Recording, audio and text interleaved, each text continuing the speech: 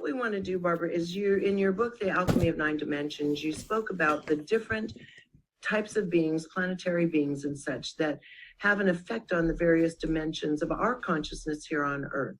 And our consciousness extends now. It has been validated that our consciousness and our ability to gather data extends all the way out to 9, 10, 11 dimensions of reality. So we need to get that straight, because that they know that now, but when you wrote Alchemy of Nine Dimensions, this was still being played with a bit. So we're talking about the fourth dimension interface with us today.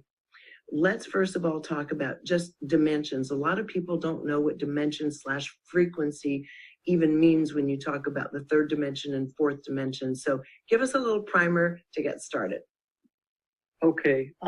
We live in the third dimension, which is linear space and time, and we're solid. And then below us are two lower dimensions. The inner core of the Earth is the first dimension, and the second dimension is the tectonic, telluric, and microbial realm, which is below the surface. And then the fourth dimension is kind of like a big umbrella or canopy over the third dimension and over the two lower ones, obviously, also. And the fourth dimension is the realm of the collective mind. It's the realm of the archetypal realm.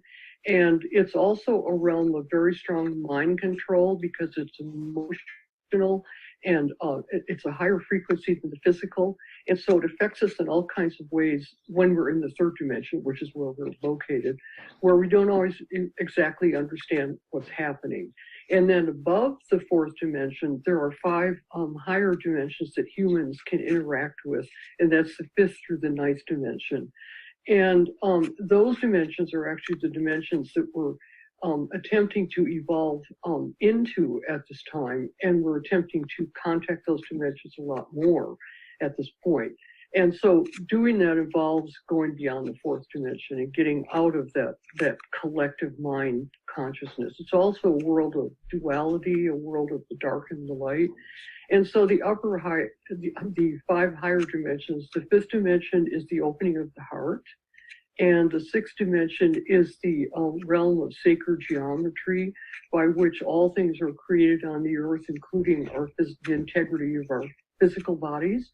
The seventh dimension is the dimension of sound, which picks up cosmic consciousness in the universe and transmits it into consciousness, which then goes into our understanding of geometry and into the heart. And then the eighth dimension is the divine, and a lot of people, of course, call that God, but it's a realm of high moral order, which affects ethical issues for us in the third dimension on this planet. And then the ninth dimension is interesting because it's a dimension of time, and it actually is best thought of as a dimension that transmutes ideas and issues and evolutionary levels into the divine mind, which then transmits it through the dimensions down to us. And that ninth dimension is where we actually get the the real impetus for the issues that we're facing, such as what we're facing right now. Right now, as you know, we got together today to talk about disclosure. And this actually means that the ninth dimension is actually impulsing us now to deal with what's actually happening on our planet. You know what's interesting, Barbara, is people, as you just gave the hierarchy of this, it sounds like it becomes more refined as you go. But a question that keeps coming up is, if we are being interfered with by a reptilian influence from the fourth dimension, that doesn't sound like it's on a consciousness scale, higher dimension than the third dimension. So how do you explain that to people who say, but it's the fourth dimension higher? Yeah, that's absolutely the most intelligent question you could ask, because the confusing thing about everybody's curious about the reptilians, right? It's gone on and on and on, and I basically have the level of discussion about it has been so ridiculous that I pretty much haven't had much to say. I have plenty to say now, and the reptilians are actually very second dimensional. Because according to the fable, the story of our universe, and especially our Earth and solar system and galaxy, the story supposedly is that the reptilians came from some other location way out in space, and that they were the first ones to colonize Earth. And this creates a very interesting dynamic that really needs to be discussed today regarding what's going on now, because there's a big struggle going on with the reptilians and a lot of other dimensional beings in the universe. And what happened to the reptilians is that they eventually went underground. And there's all kinds of stories about when that happened and how it happened. And I don't think we need to get into those details very much. But they went underground and into the inner earth, or at least they went under Antarctica. I don't think it's really clear exactly whether they're in both places or in one, I'm not sure. But they're under the earth. And the interesting thing about that is that it means that they're operating very second dimensionally as well as fourth dimensionally, because they are grand beings. These are beings of consciousness, just as we are. The issue with them is they're very stuck in fourth dimensional consciousness. They're very stuck in a struggle between dark and light and good and evil. And they've tended to have a very negative influence on many, many people on this planet, because a lot of us are actually kind of beyond that duality, and we've resolved a lot of those issues that block us emotionally and throw us into the dark and the light. And so we're actually working from the heart, and we're working from these higher levels. And so now we're into a great big struggle with being trapped by this fourth dimensional good and evil conflict, as well as the issue of the second dimension affecting us.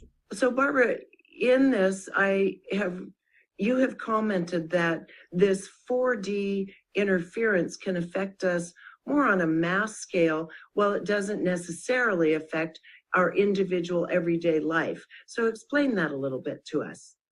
Yeah, that's a really good point, because not everybody in the third dimension is being affected by reptilian mind control and reptilian violence and negativity and all that. All of us have the ability to be in the heart and to work very carefully in our lives, to live ethically and to make good choices. And if you live that way, you really aren't prone to fourth dimensional mind control and negative influences. But all of us are influenced by the collective, because the collective is part of the reality that we live in. If, for example, everybody got locked down, whether you were higher dimensional or not, if you know what I mean. And so the fourth dimension has a huge impact on us in the collective, very big. Okay, and also it works oftentimes through media, through military, through governments and so forth. Yeah, it takes all our tax money and uses it for stuff we don't want them to do, right? Yeah, exactly, and that is a global issue. So we don't have to like point fingers at nations at this time. So looking at it from this perspective, our journey here in this conversation is to look at the notion of disclosure, the age of Aquarius, how ancient civilizations very naturally honored and depicted their ancestors from the stars. Didn't get much of a reaction. Most people were like, yeah, we already know we're not the only species out there. It was really a very muted response. So let's start here, because in your book, you talk about this with the church, that part of the plot line is the Pope has to decide whether or not he's going to let it be known that the Catholic Church is fully aware of contact with ET species. So let's pick it up from the book and why you put that in there. And this is Source, the latest of your trilogies, your trilogy. Mm-hmm. Yeah, and we have to divide that on two levels. First of all, Source is fictional. And what happens with the Pope is fictional. It's my imagination attempting to imagine his reality. But if we take away the fictional aspects and we just look at the issue in 3D of whether the Pope knows about extraterrestrials and contact with other worlds and all that, we start with the fact that the Vatican has its own observatory.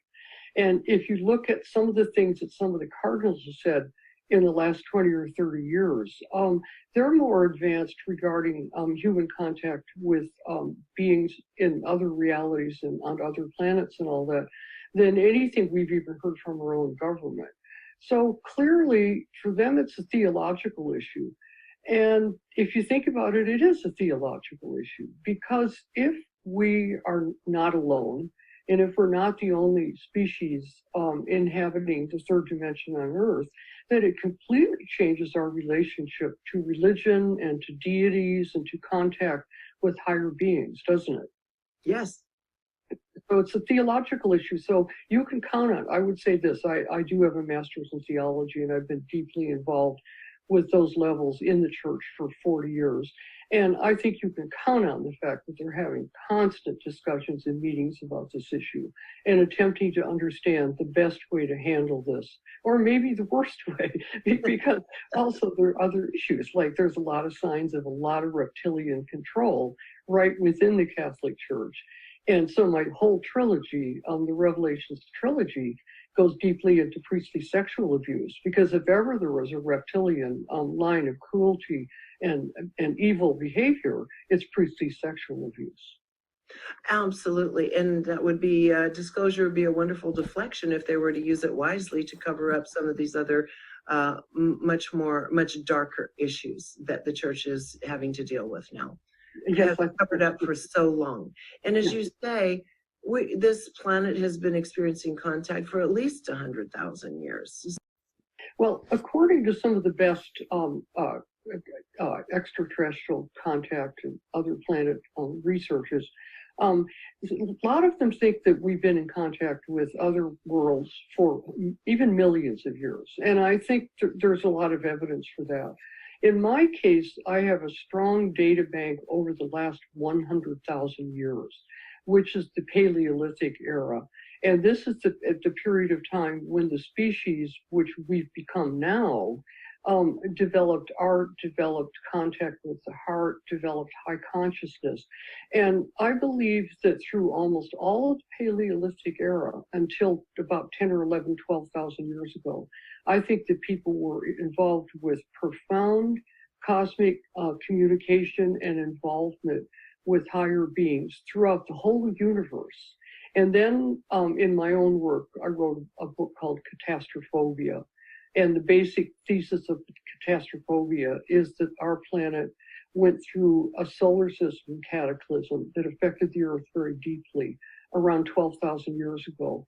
And that at that point, our consciousness was very much shattered, and we became a multi-traumatized species. And we seem to have lost our ability to be in cosmic consciousness until now. And so this is an incredible moment in time. It's amazing to be here at this moment on the planet Earth, because we're remaking our connections, remaking our links. And the complexity that we're faced with is, number one, we have to start thinking that way and experiencing it and getting in touch with how it affects us and what it means to us.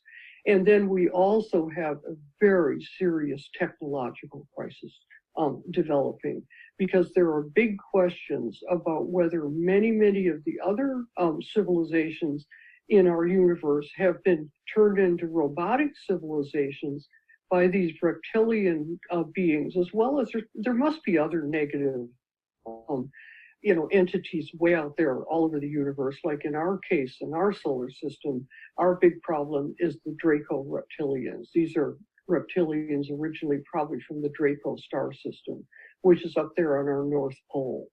So we've got a lot of things to deal with right now. And if you think about it, it actually involves becoming conscious of all 9 to 11 dimensions and understanding what they mean for us. Yes, and in this, as you're talking about religion, you mentioned in a note to me some recent comments by the former NASA astronaut Joe Allen that were really kind of set you off on this, which he's not the only one saying. It's quite interesting. You just brought up a couple topics, and then this one bridges it, and that is the notion of people needing the religions becoming fragile, cracking, and the revelatory information about the dark side of the religions on this planet. That's done. This is revelation, so to speak. And then looking at this rise of this technological age, which is leading to AI, which I think Barbara has done on a us. scientific level. First is the core crystal. So in that book, I read about this model that the Pleiadians were given, and bear in mind that models are given to us by higher dimensional beings according to what we can integrate or understand in that moment. And then we'll shift up, we'll have a quantum shift in our understanding and in our awakening, and then they will usually present a more complicated model. But in my book, the channel book, The Rainbow Bridge to New Earth, the guides, I said to the guides, are we really sticking with this 9-dimensional model? Can we not go into a more evolved? They were like, no, for the purposes of this book and the people reading this book, the 9-dimensional model still works perfectly.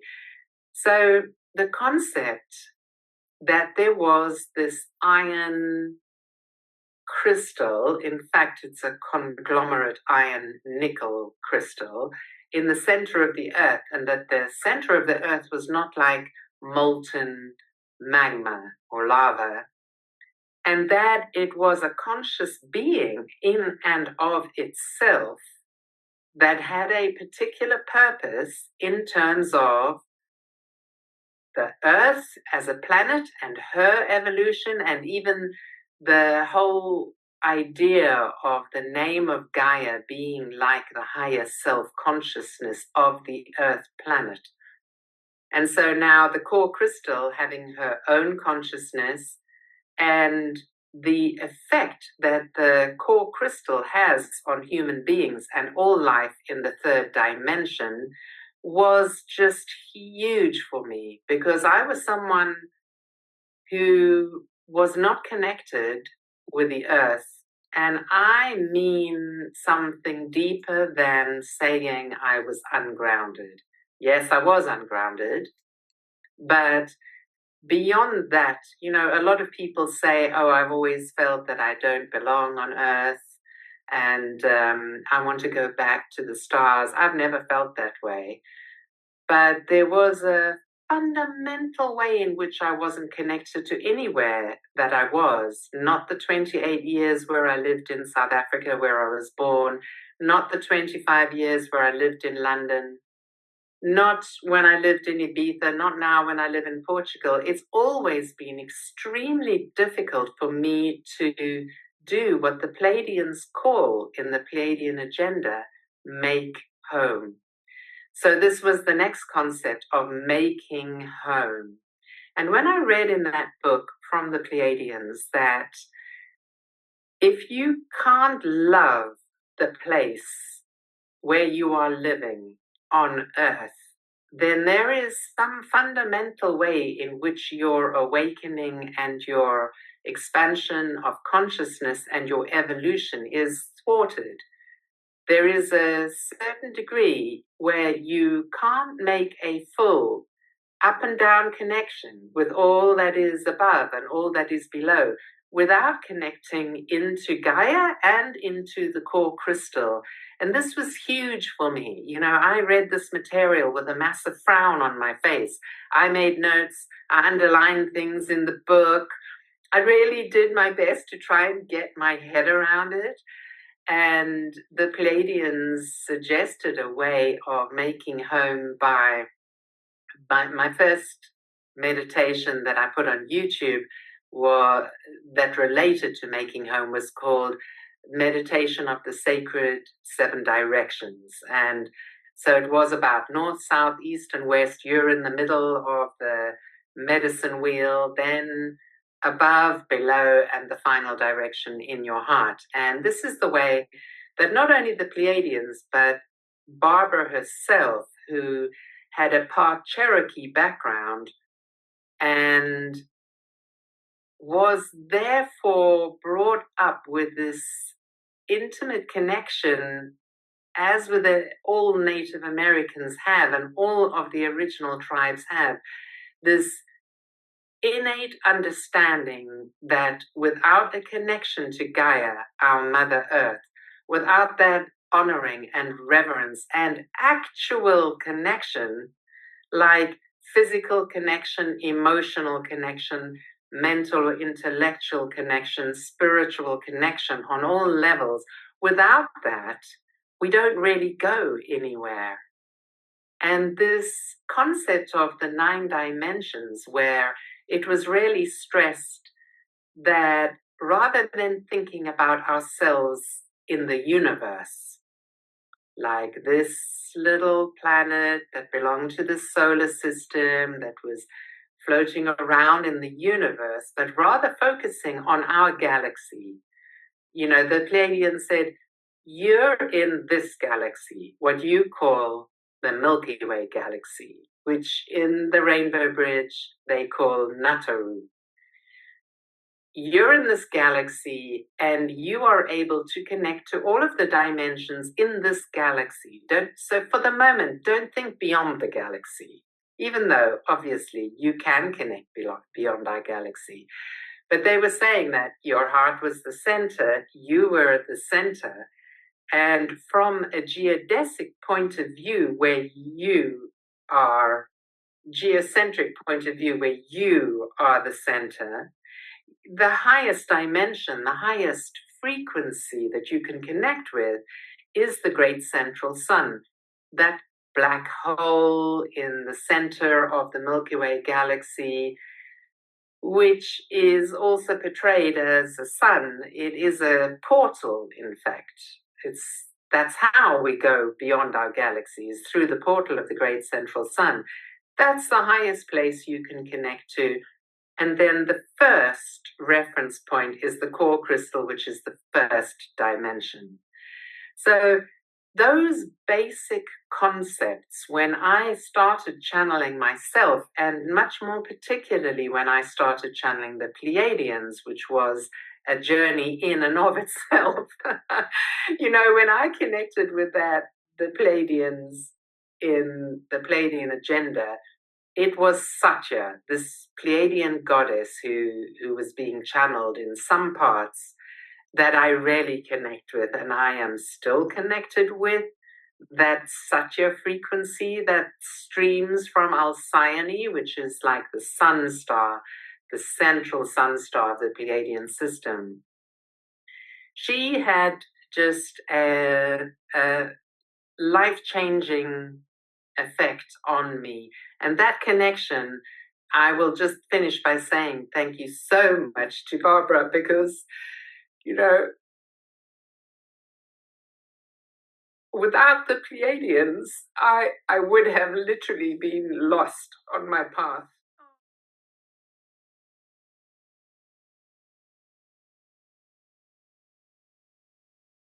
And I'm going to give you a little bit more background on Barbara before we dive into our topic. So Barbara is an internationally acclaimed astrologer, truly a living legend in the field. She's a ceremonial teacher, an author, a Mayan elder who is also part Cherokee.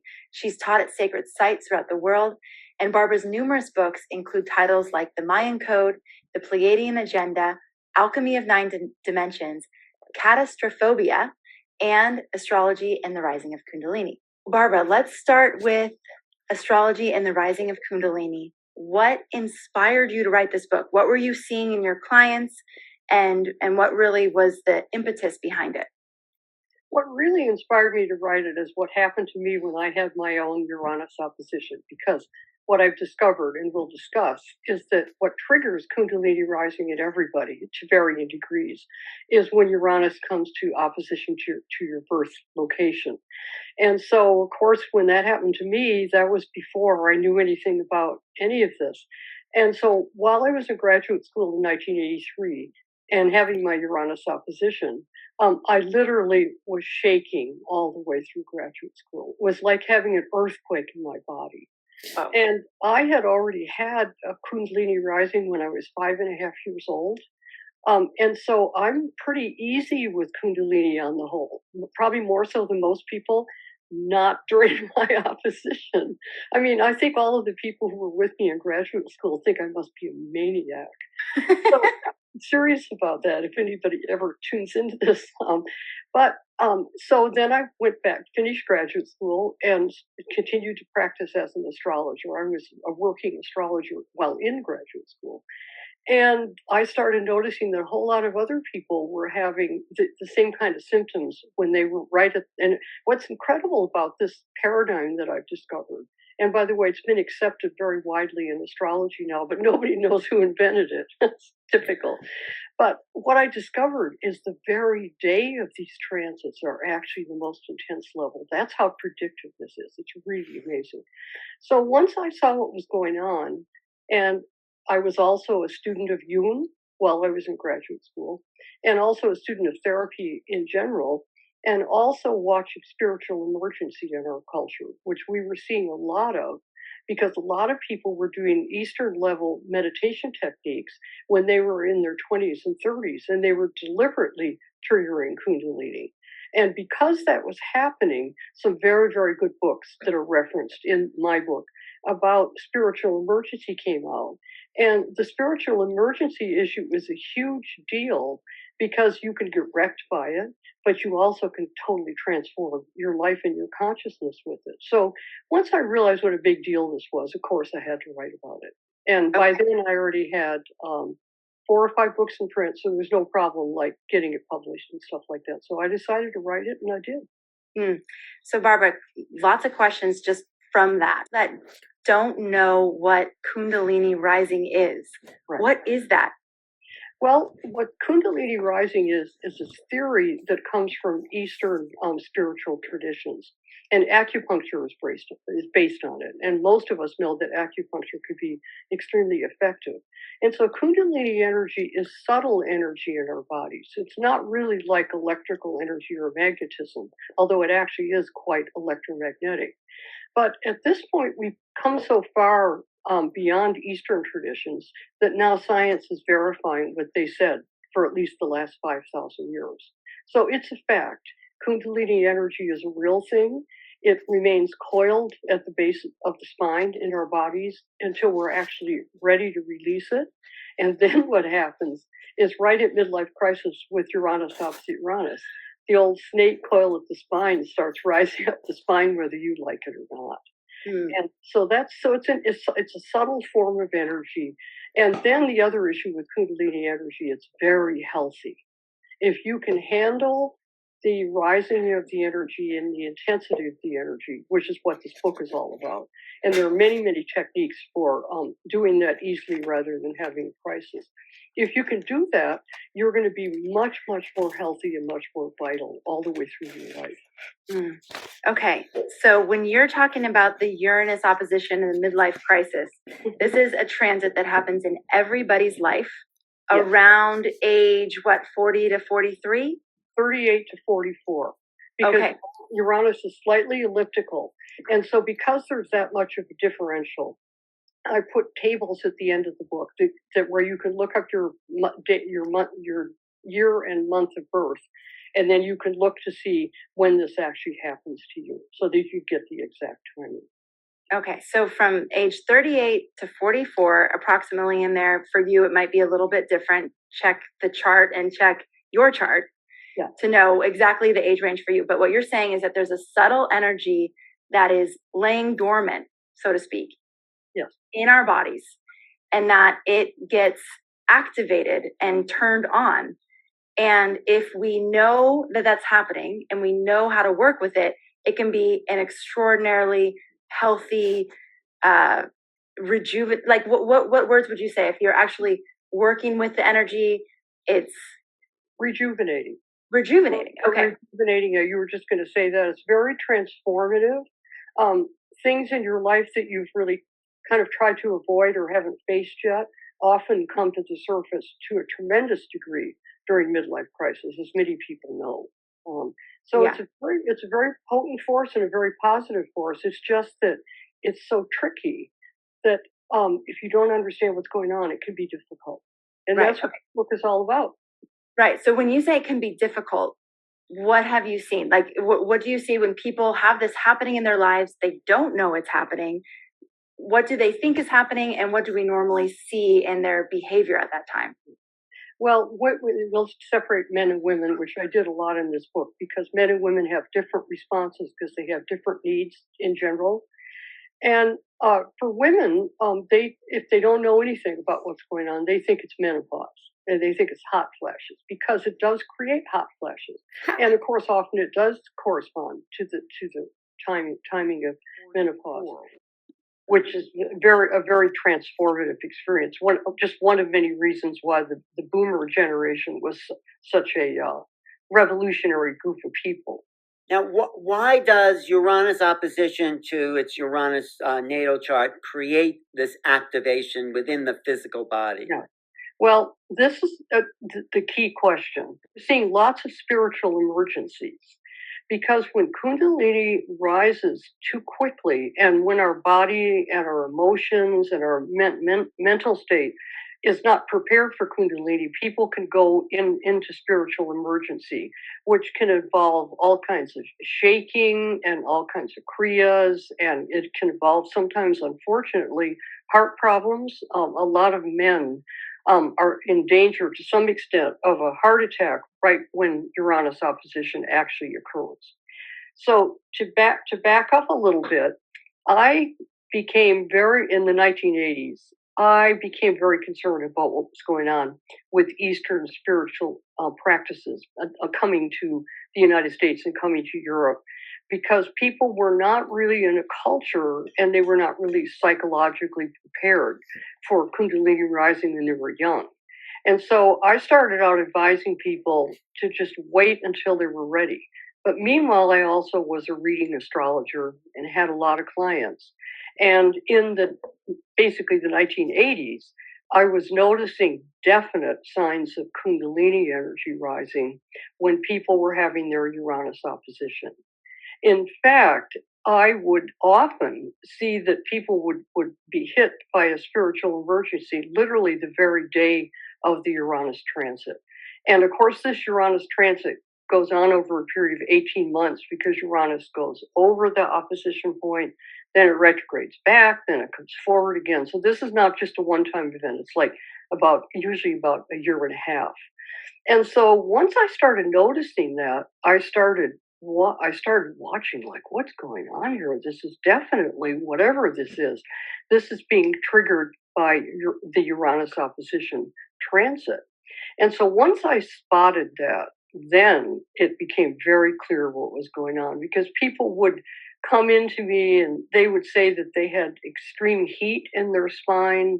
They would say a lot of people had like stiffness and sometimes almost semi-paralysis, because Uranus opposition and Kundalini rising is a really interesting phenomenon. And now here I am 30 years later with obviously have a lot of thought that I put into this. In fact, I'm going to revise this book again and add more material because I think this is so important. But what I've noticed over these 30 years, is that when people understand at Uranus opposition what is actually going on, when they're given some instructions, or if they read astrology and the rising of Kundalini, what happens to them is very interesting.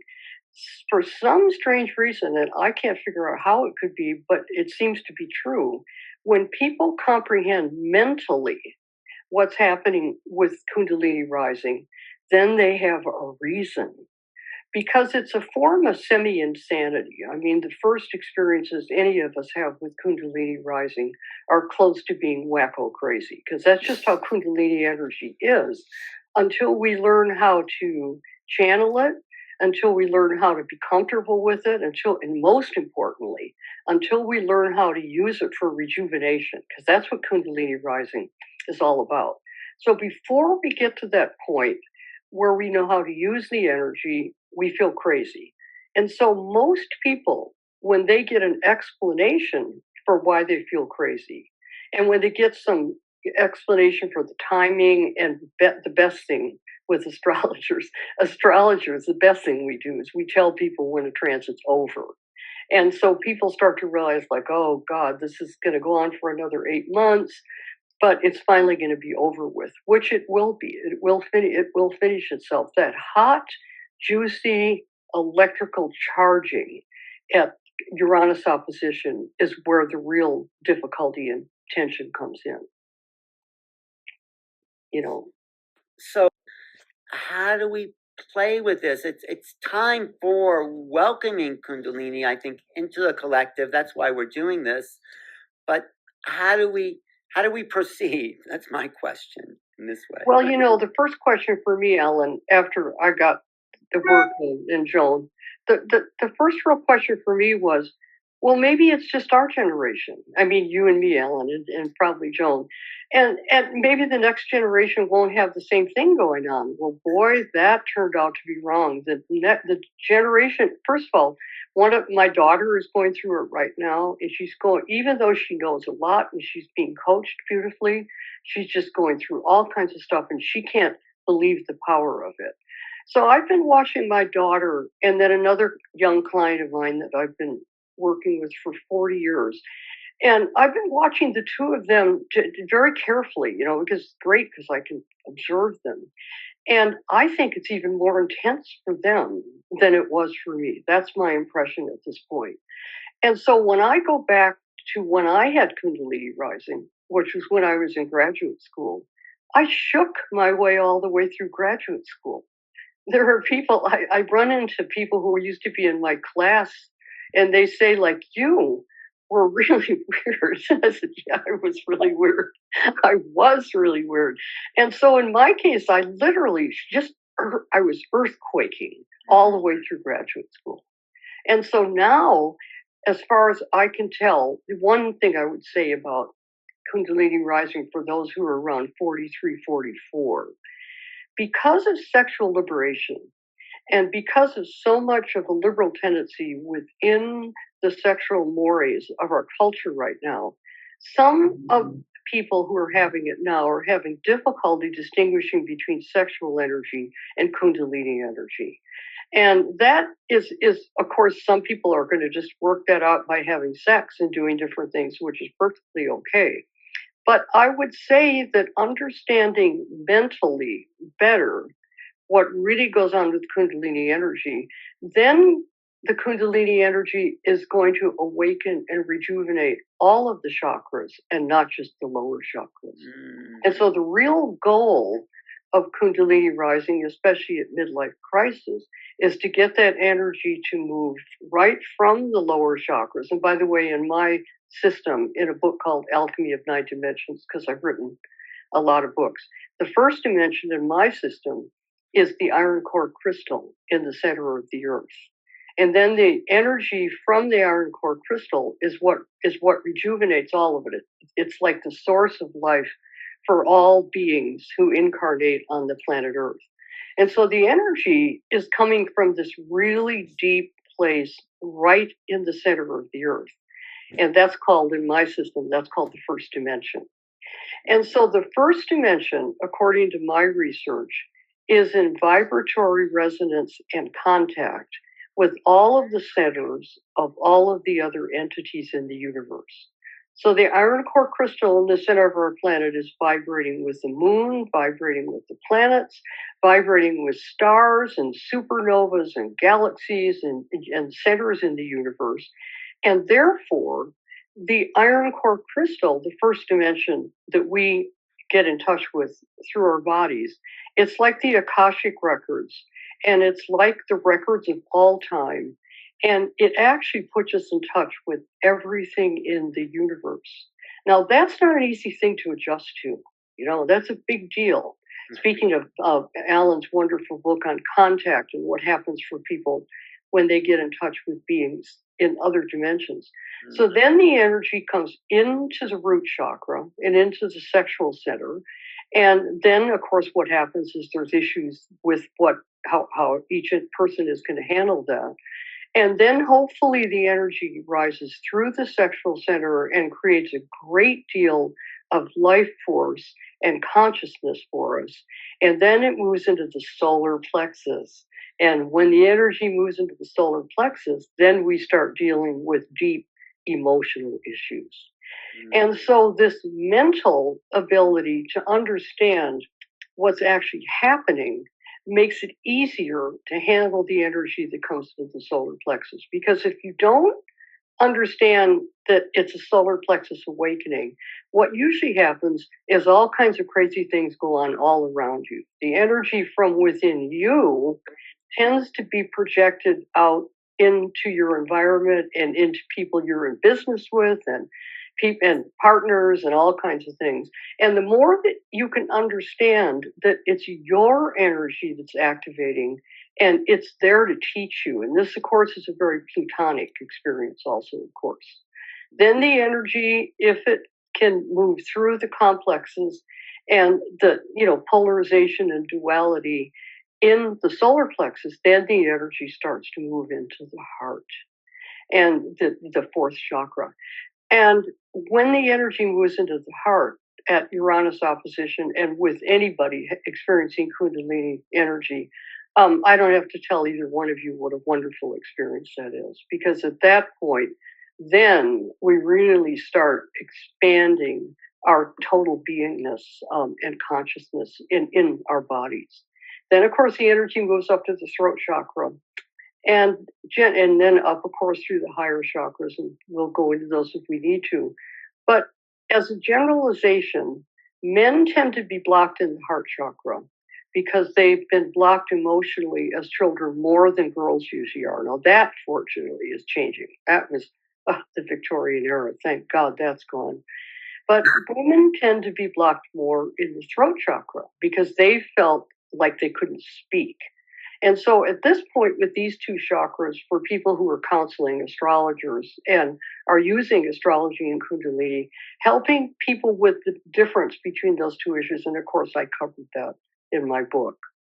One thing I saw in your book, Barbara, that I just wanted to ask you about, which really struck me, you said that in the throat chakra, we're suffering from patriarchal authority. Mm-hmm. Yeah. And I found that really struck me really deep. And you were just talking about, the male energy too.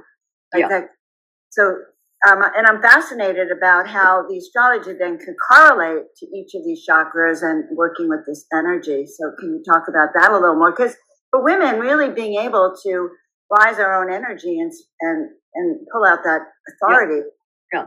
Well, usually, Joan, the most common symptom with throat chakra blockage in men or women, but especially women, is that they get an incredibly stiff neck. And at that point, they go off to the masseuse or the chiropractor or whoever.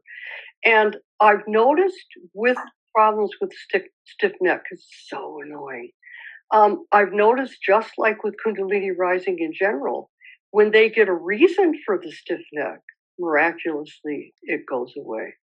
In the old Greek mythology and in early like Minoan cultures and all that, there was always this phenomenon called a wry neck, which is a very interesting word because a wry neck is some kind of bird of some sort. But the wry neck is also used to connote a blocked neck and a blocked throat. And the interesting thing about that, and this is what happened to me with Uranus opposition, of course, is once my neck got completely freed up, I never got a stiff neck, but once I totally unblocked the throat chakra, what do you think I started doing? Channeling. Naturally. Because the energy is going to come through and you're going to be able to receive messages through the throat chakra. Because the throat chakra is really the governor of the ability to be in touch with energies in other dimensions. Well, that's really interesting, isn't it? And then third eye opens up and people see more.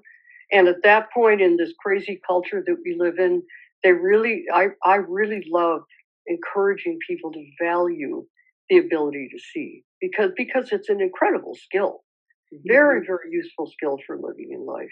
And then, of course, we go up into the crown and higher chakras. Clearer what's happening during Uranus opposition.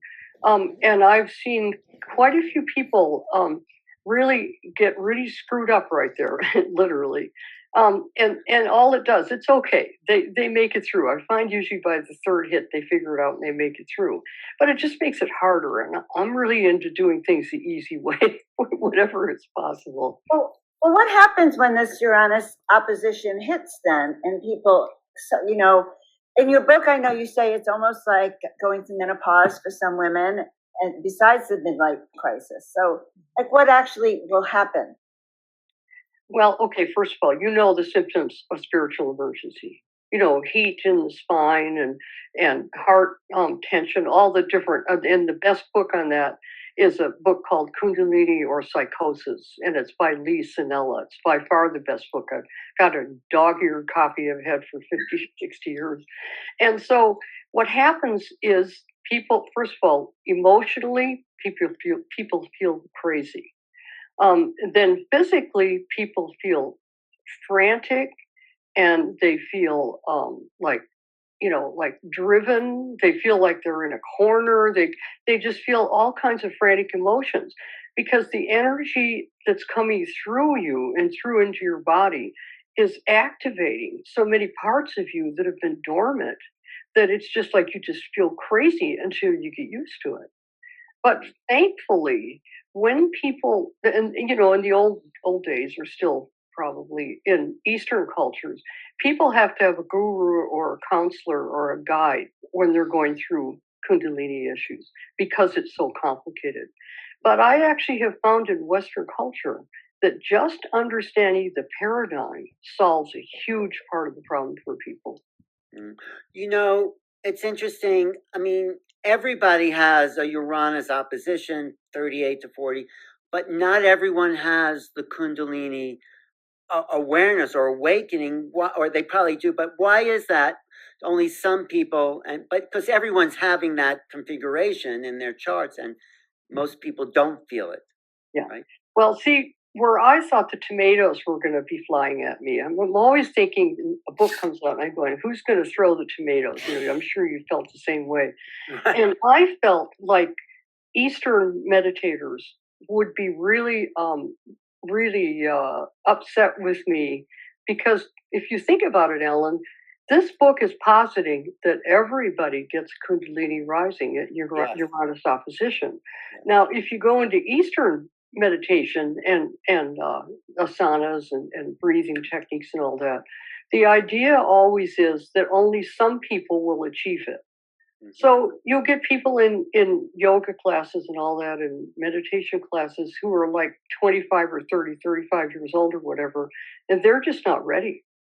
And so Eastern meditators have developed, I mean, some, not all, this is generalization, because what did happen, to be truthful, is that when this book came out, lots of people working with Eastern techniques just loved this book. And if you really think about the real teachings in like India and Indonesia, different countries where there's a lot of Eastern theology, the teaching at the deepest level is that people should, until they're around 40 years old, it's very clear, until they're around 40 years old, they should have a family, have a business, and live an ordinary life.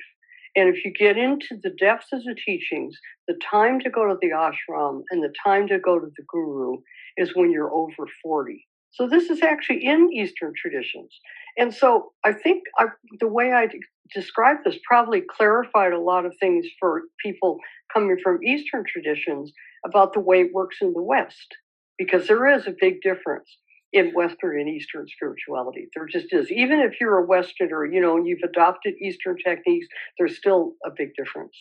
But why don't most people have an awareness? I mean, we do because we're on a spiritual path. We have that awakening. So most people are not, and they may not even feel anything or something different. Yeah. Well, one of the reasons I ended up working at Barron Company with Matthew Fox and then running Barron Company with my husband for 20 years was that I came into Barron Company as a medievalist, as an expert. I don't have a degree in it, but I was, very proficient in in medieval mysticism, like Hildegard of Bingen and Meister Eckhart and Julian of Norwich, etc. And in medieval traditions, there's a very, very strong theology about spiritual awakening and consciousness awakening when people are mystics. So it actually did exist in Western culture. But the primary modus operandi of Western culture since the rise of the age of science in 1600 AD, the primary modus operandi has been to act like energy isn't real, consciousness doesn't exist. All we are is a walking computer, right? That's all we are. And so it's really what Western culture has gone into a deep denial, where fortunately Eastern cultures have maintained these traditions much better than the West has. Right. And if the West doesn't figure it out, who's going to dominate on this planet ultimately? It's great. It's great. So I have a question for you, Barbara. So, because it struck me, so everyone goes through this Uranus opposition, right? Right. But not everyone has the experience, as Ellen's talking about, and you're bringing up the Western culture. It just seems to me like the midlife crisis in America could be like, and menopause for women that's difficult, is all that repression of this energy that's like wants to go wild, because we all have this activation that could happen. Right. Like, in some of us, we must be holding that back, because it seems like it would. There's no question that life for a woman in the West from age 38 to 50 is pretty difficult. A lot of marriages go on the rocks. A lot of people lose partners because menopause does get all mixed up with this. And so, needless to say, understanding what menopause is and then understanding what Kundalini rising is part of. And I didn't deal with that in the book, because I'm just not an expert. But what I do know is so many women just get so mixed up at this point. So what makes it a little bit easier to understand this paradigm is to think of a tree and to think of yourself as a tree.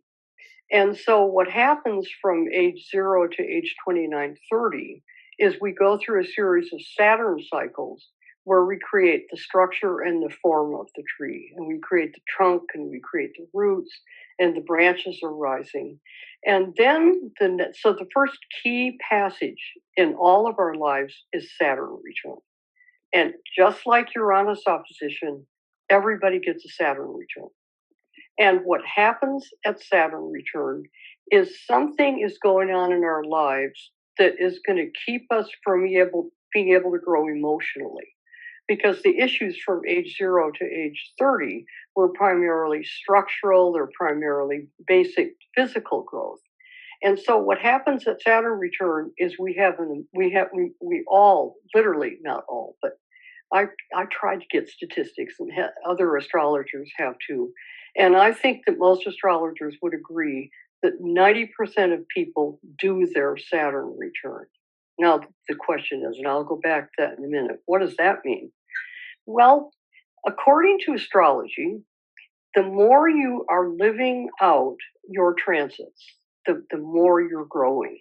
And when you get clients, and I've had plenty of them, where I get into, okay, what was going on at age 29 or 30?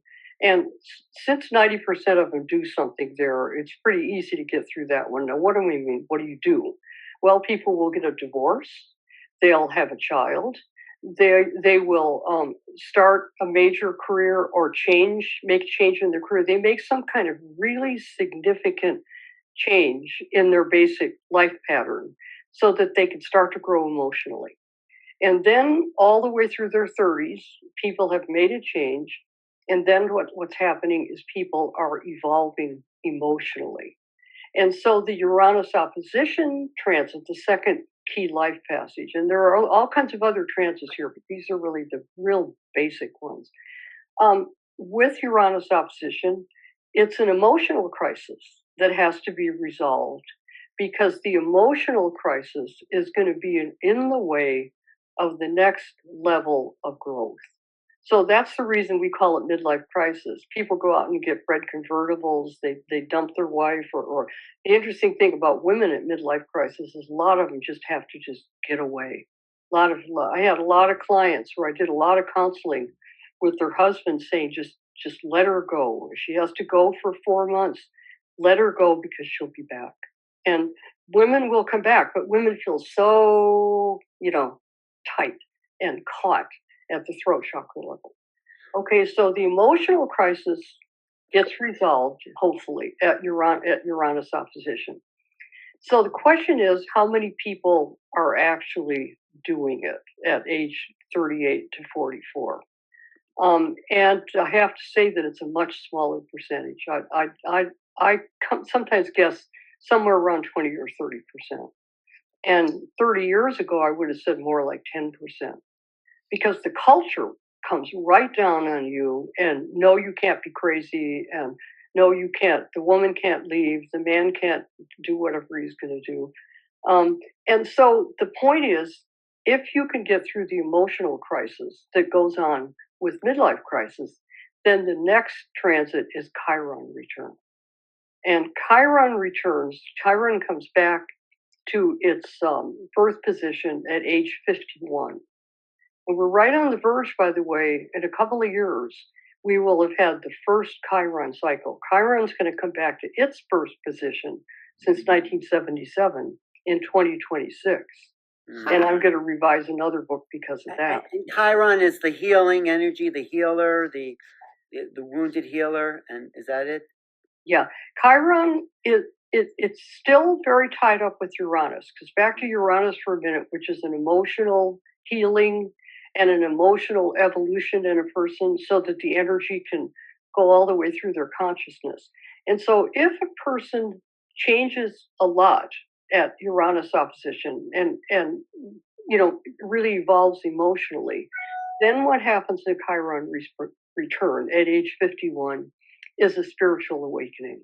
And it's really beautiful, because what happens is all of that emotional angst and all of that emotional blockage has been worked out. And then when Chiron returns to its birth position, it's like we have, it's almost like, Ellen, it's like, an infant, if you've had a chance to hold really small infants and the soul is still in the baby before the baby, starts to mature more. Because I have 4 children, and I love them when they're under 3 months, because they're still angels and they're still in touch with spirit. Well, Chiron return is like that if a person has been able to make an emotional transition. Wow, I've never heard anyone talk about astrology like that. It's sort of like the royal path of initiation that you're laying out there. And back to the tree image, what's happened at that point is all of that emotional growth has taken those branches, and the tree has gotten bigger, and then all the leaves and flowers are reaching for the sky. And that's that I call it chirotic energy, because it's all of this is very erotic, because it's Kundalini. And all these transits are actually very erotic. That's the essence of what we are as beings, is if we can allow that's why I love Larissa's music, because if we can just let that, her music is so gentle, because Kundalini is not violent, and it doesn't break your neck and give you a heart attack if you can just work with it so that it can flow. And her music, actually, I can see, assists in the flow of Kundalini.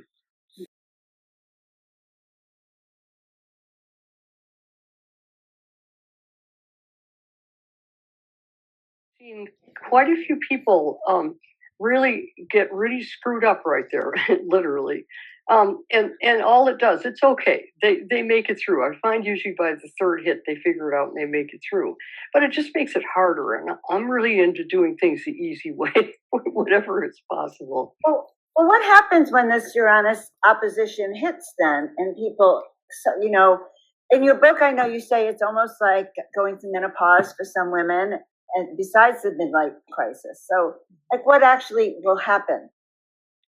Well, okay, first of all, the symptoms of spiritual emergency. Heat in the spine and heart tension, all the different. And the best book on that is a book called Kundalini or Psychosis, and it's by Lee Sinella. It's by far the best book. I've got a dog-eared copy I've had for 50, 60 years.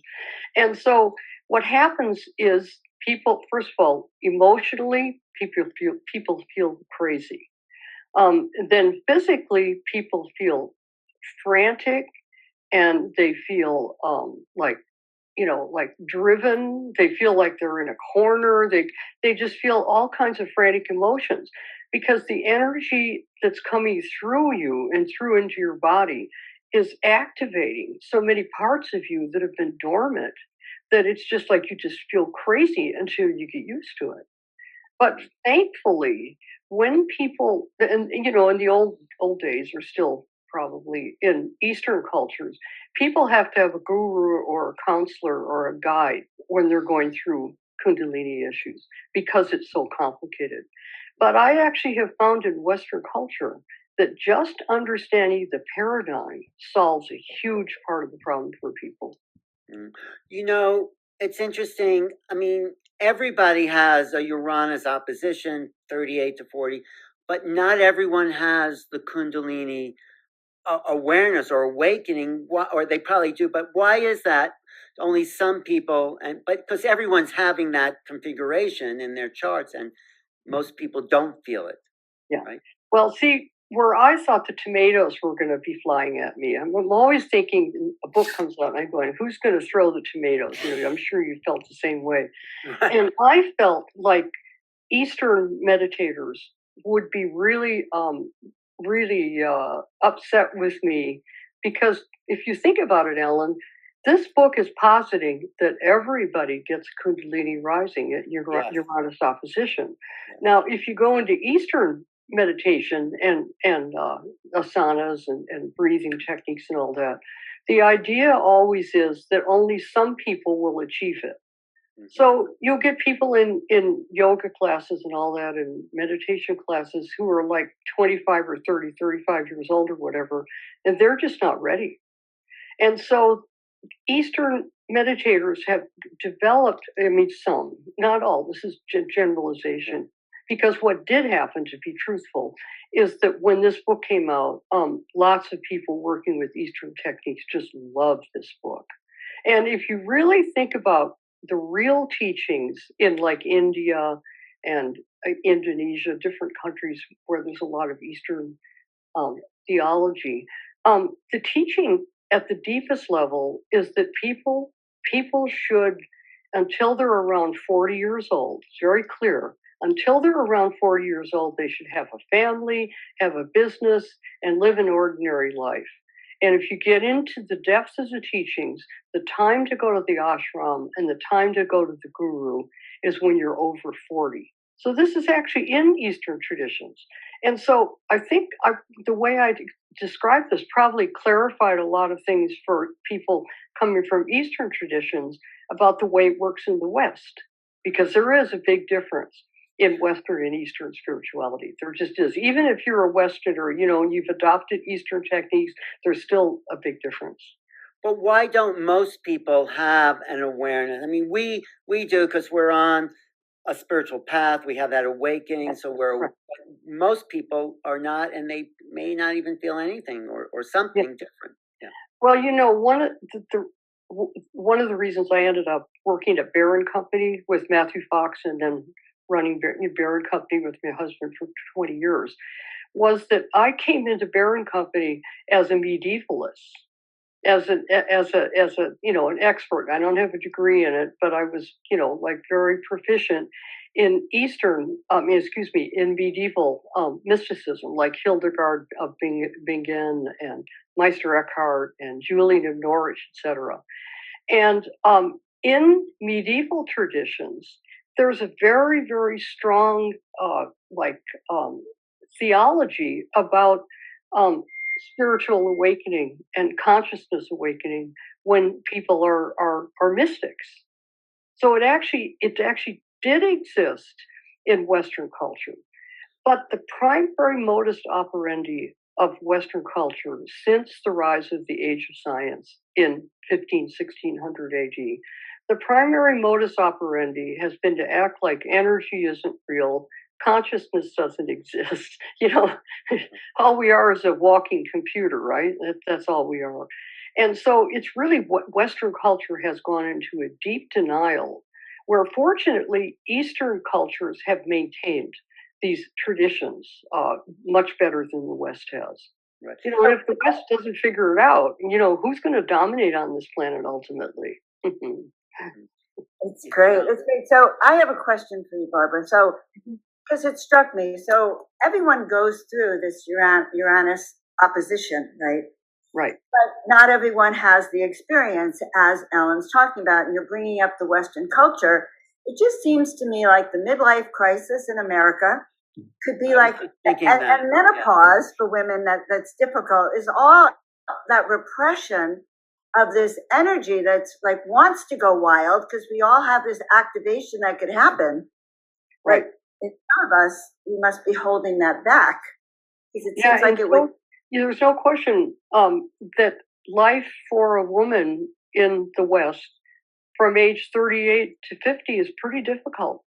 Pretty difficult. A lot of marriages go on the rocks. A lot of people lose partners because menopause does get all mixed up with this. And so, needless to say, understanding what menopause is and then understanding what Kundalini rising is part of. And I didn't, by the way, I didn't deal with that in the book because I'm just not an expert. But what I do know is so many women just get so mixed up at this point.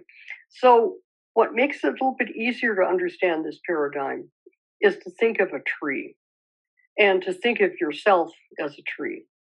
And so what happens from age 0 to age 29, 30 is we go through a series of Saturn cycles where we create the structure and the form of the tree. And we create the trunk and we create the roots and the branches are rising.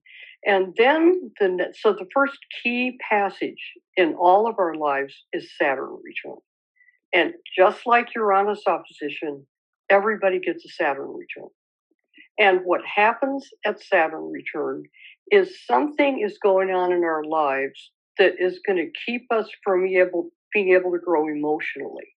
Because the issues from age 0 to age 30 were primarily structural, they're primarily basic physical growth.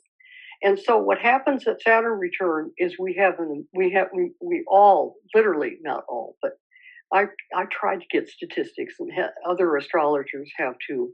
And I think that most astrologers would agree that 90% of people do their Saturn return. Now, the question is, and I'll go back to that in a minute, what does that mean? Well, according to astrology, the more you are living out your transits, the more you're growing. And when you get clients, and I've had plenty of them, where I get into, okay, what was going on at age 29 or 30? And since 90% of them do something there, it's pretty easy to get through that one. Now, what do we mean? What do you do? Well, people will get a divorce. They'll have a child.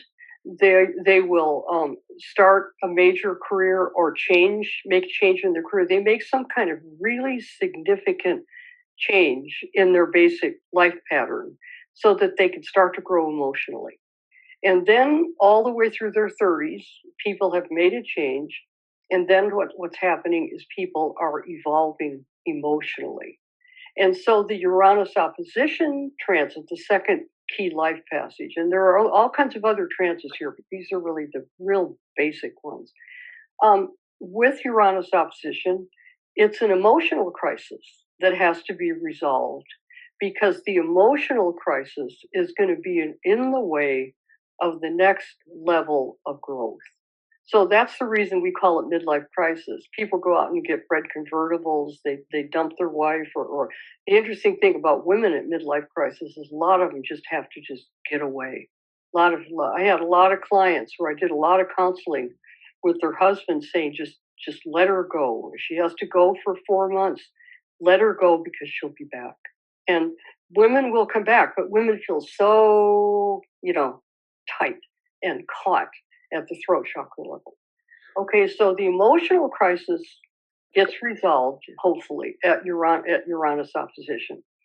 So the question is, how many people are actually doing it at age 38 to 44?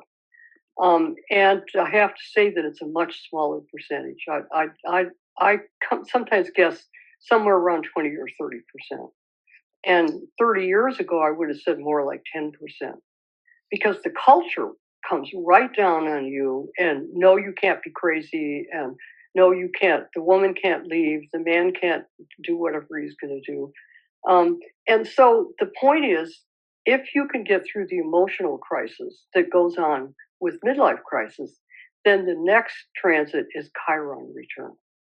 And Chiron returns, Chiron comes back to its birth position at age 51. And we're right on the verge, by the way, in a couple of years, we will have had the first Chiron cycle. Chiron's going to come back to its birth position since 1977 in 2026. And I'm going to revise another book because of that. And Chiron is the healing energy, the healer, the wounded healer, and is that it? Yeah, Chiron it's still very tied up with Uranus, because back to Uranus for a minute, which is an emotional healing and an emotional evolution in a person so that the energy can go all the way through their consciousness. And so if a person changes a lot at Uranus opposition and really evolves emotionally, then what happens in Chiron return at age 51 is a spiritual awakening. And it's really beautiful because what happens is all of that emotional angst and all of that emotional blockage has been worked out. And then when Chiron returns to its birth position, it's like we have, it's almost like, Ellen, it's like, an infant, if you've had a chance to hold really small infants and the soul is still in the baby before the baby, starts to mature more. Because I have 4 children, and I love them when they're under 3 months because they're still angels and they're still in touch with spirit. Well, Chiron return is like that if a person has been able to make an emotional transition. Wow, I've never heard anyone talk about astrology like that. It's sort of like the royal path of initiation that you're laying out there. And back to the tree image, what's happened at that point is all of that emotional growth has taken those branches and the tree has gotten bigger, and then all the leaves and flowers are reaching for the sky. And that's that I call it chirotic energy because it's all of this is very erotic because it's Kundalini. And all these transits are actually very erotic. That's the essence of what we are as beings, is if we can allow that's why I love Larissa's music.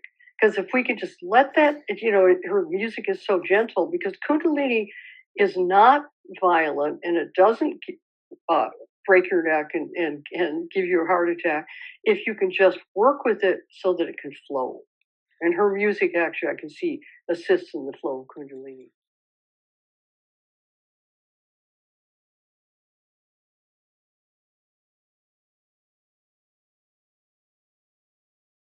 What if people listening feel like they went through this phase, they weren't aware of what was actually happening, they maybe made some messes in their life or maybe not, but now they're on the other side of it, they're no longer in the Uranus opposition period.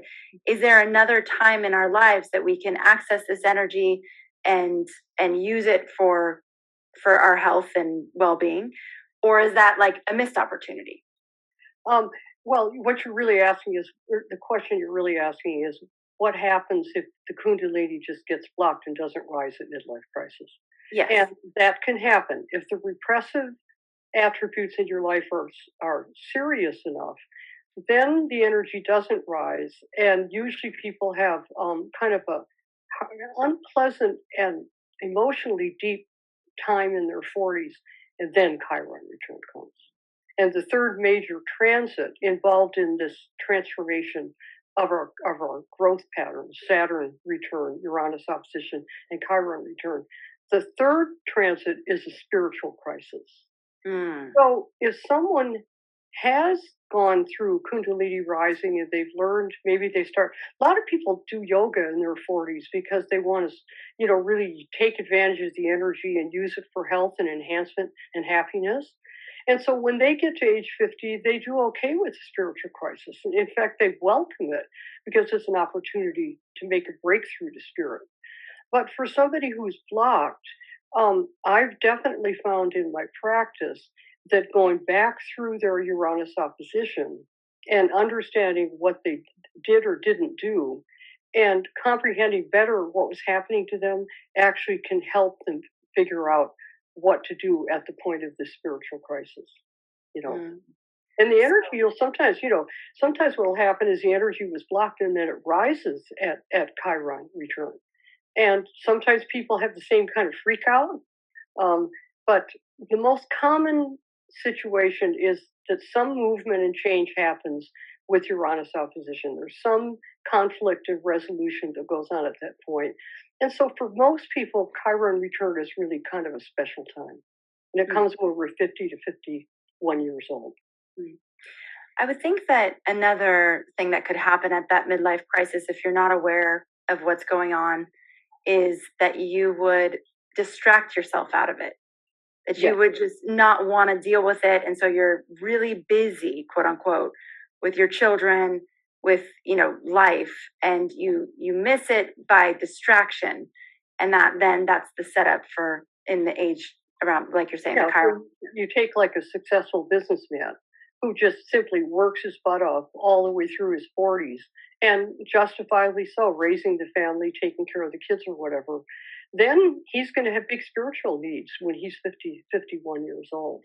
Because you can't, once you hit the spiritual level of these issues, you can't distract yourself as easily.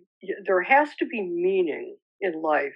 And this is the point where a lot of people are going to have trouble with addictions if they don't just start allowing themselves to grow and change. Some people do. So, Barbara, would you say that the Saturn return, which is the thing that happens between age 28 to 30-ish, 20, is more a crisis on the physical level? Meaning, I don't mean people get sick, but to do with the physical aspects of life, like your job, whether or not you're going to have children, the partner you're going to marry, like kind of those more tangible things. And then the midlife crisis or the Uranus opposition is more emotional. It's more of an emotional crisis, and then that Chiron is where we get to the spiritual, like you were just saying. Yeah, absolutely right. Yeah, you described it perfectly. Oh, good. And I'll just add that at Saturn return, age 29 to 30, I found that about 95% of my clients did their Saturn return. They got a divorce, they got married, they had a kid, they got a new job, whatever, new career. Almost everybody does that one because it's just that physical plane level of growth starts when you're young and builds and builds and builds. And then finally it comes to a crisis and resolution point. Then I found more like my estimate would be probably, when I first was practicing astrology back in the 80s, about 20, maybe 30% of people were really changing with Uranus opposition. I think it's much bigger. I think it's much bigger now. I think it's one of the signs of growth and development that's happening to all of us. So I think most, maybe half or more do go through an emotional resolution, which means that whatever is missing in your emotional life and background and marriage and life and all there, maybe it's something to do with your parents. Whatever that is, anything you can do at midlife crisis to resolve some of those emotional issues is extremely helpful and important. And is the rising of Kundalini, is it always obvious, or do some people have a more subtle experience? Like you were talking about feeling like you were shaking all the time and you were a living earthquake. Yeah. But does it always feel like, is it always that intense for people, or is there variation on how you feel it? There is a variation, but most people at least feel some heat in their body, some sense of anxiety, and often a lot of fluttering in their body. That's the mild level of it. I've found very few people who didn't feel quite a bit when Uranus opposition came along, quite a bit. Mm-hmm. And in my case, the reason I was having an earthquake is Saturn is conjunct Uranus in my chart. And so I've got that whole Saturn-Uranus resolution issue right in my birth chart. Mm-hmm. And so for those of us who were born in 1942 through 1944, we've all got that. And it's been difficult for us in varying degrees. But we're also kind of masters of the issue because we've had to learn. Cosmic orbit. Connect the cosmos to inner orbit. Mantak, Chia. The Most Effective Cure for Kundalini Psychosis by Mantak, Chia, Taoist Master. Kundalini sometimes makes people crazy because it gets trapped in the head. A Taoist energy practice called the MicroCosmic orbit can prevent this from happening or fix it after it occurs. The following excerpt comes from Awaken Healing Light of the Tao by Mantak Chia. A newer edition of this book is called Healing Light of the Tao. Without grounding, the practitioner may experience many negative side effects from energy practices. Among the many possible side effects, Kundalini psychosis, also known as Kundalini syndrome, is one of the most common. Kundalini psychosis occurs when too much hot or yang qi rushes up the spine or right or left psychic channel to the brain and gets stuck there. Symptoms include intense heat and or pressure in the head or heart, visual and auditory hallucinations, paranoia, disorientation, obsessive thinking, and insomnia. These symptoms can persist for days, weeks, or even longer. So when hot energy travels up to the head, energy jams in the heart and causes it to overheat. Energy jams in the brain and causes it to overheat, which can cause hallucinations. Some people have experienced Kundalini psychosis spontaneously without having done any energy practices at all.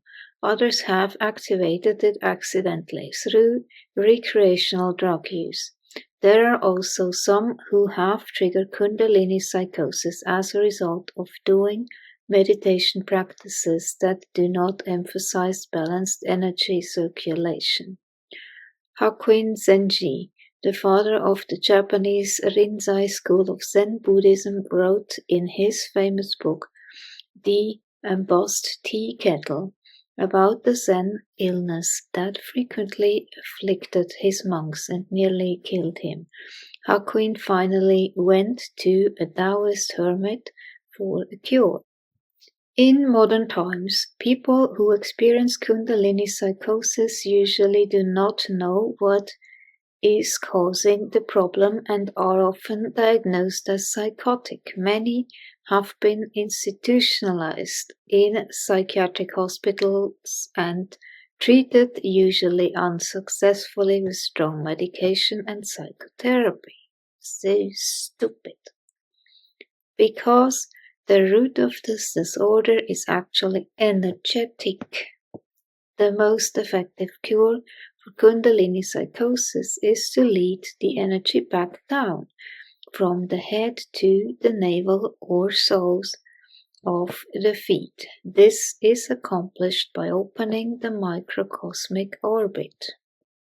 Bringing the energy down is much easier if one learns grounding techniques. Earth energy, yin, and magnetic helps attract the energy downward. One can also draw the yin earth energy upward. This cools the heat in the head and increases the kidneys' yin power. The rapidity and effectiveness of this cure can be dramatic.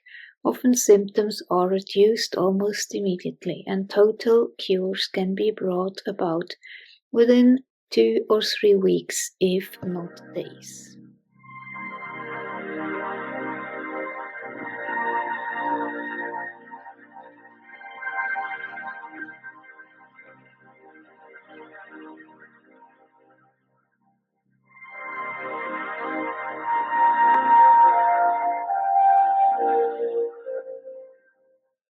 Hello, I'm Mantak Chia and the Universal Healing Tao. I'd like to share you one very important, and for me, I received this teaching from my master. And when I graduating from the teaching, and he said, go around the world and teach the people to opening the microcosmic. I discovered that this microcosmic is so important in everybody's life. So the Tao believe that when we are in a fetus, we have our energy spinning in orbit in the fetus. Okay.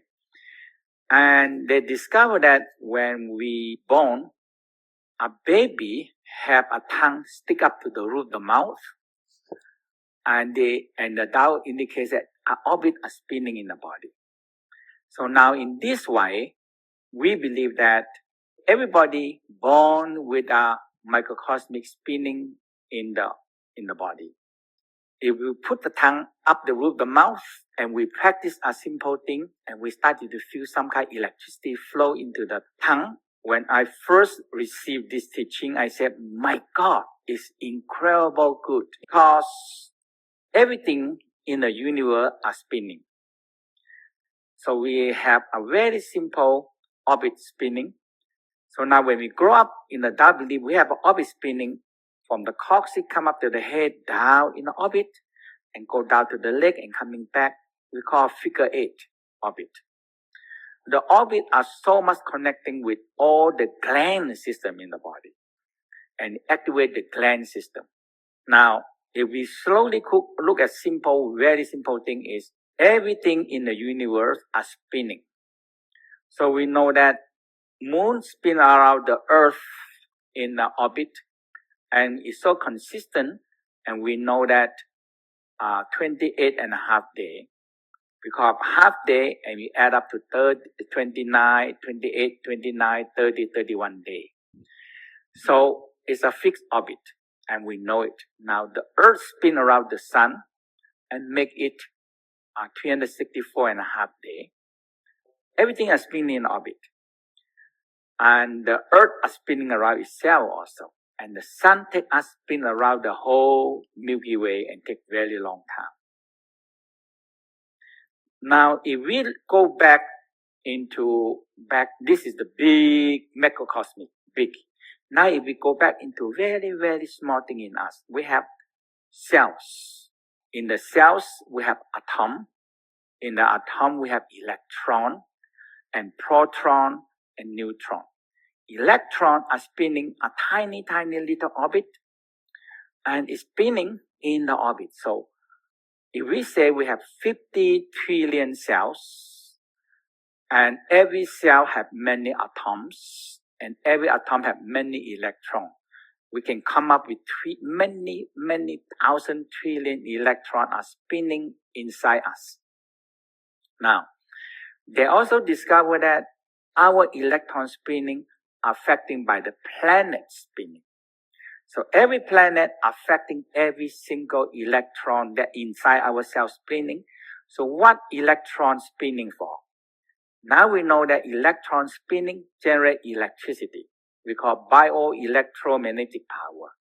So a tiny little electron spinning generates so many electricity for us.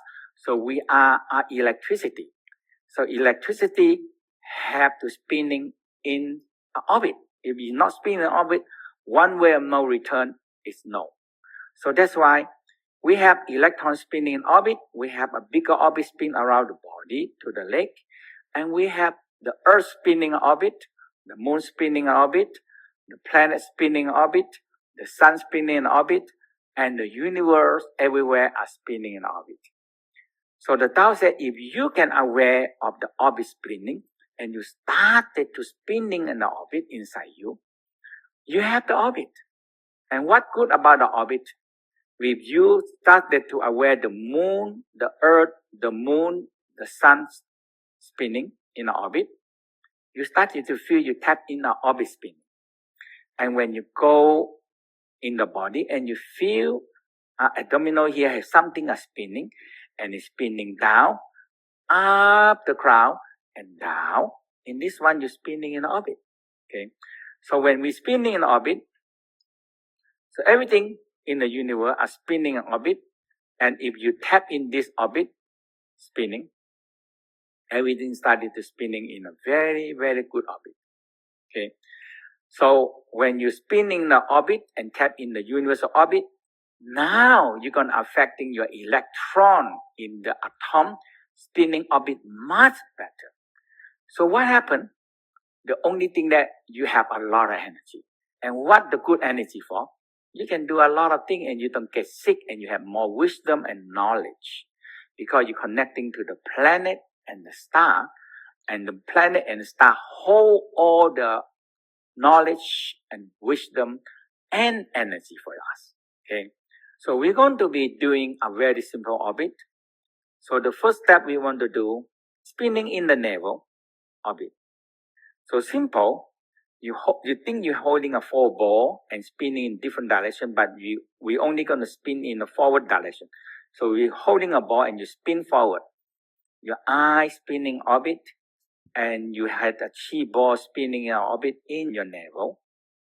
And when you spin in orbit enough, you feel it getting bigger and bigger and bigger. And you feel the earth spinning in orbit. You feel the moon spinning in orbit. You feel the earth spinning around the sun orbit. And you tap in and you feel the orbit spinning. So you're spinning 9 times, 36 or 72 spinning.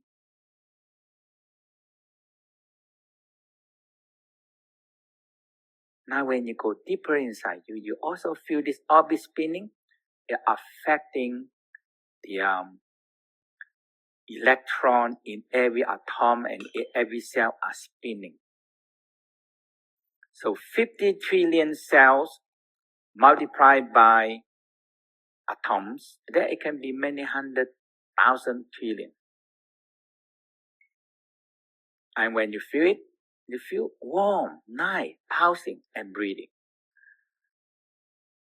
Now, in the down, I like to get a balance. So we're going to spin the orbit back to Dantian. We call the cell spinning.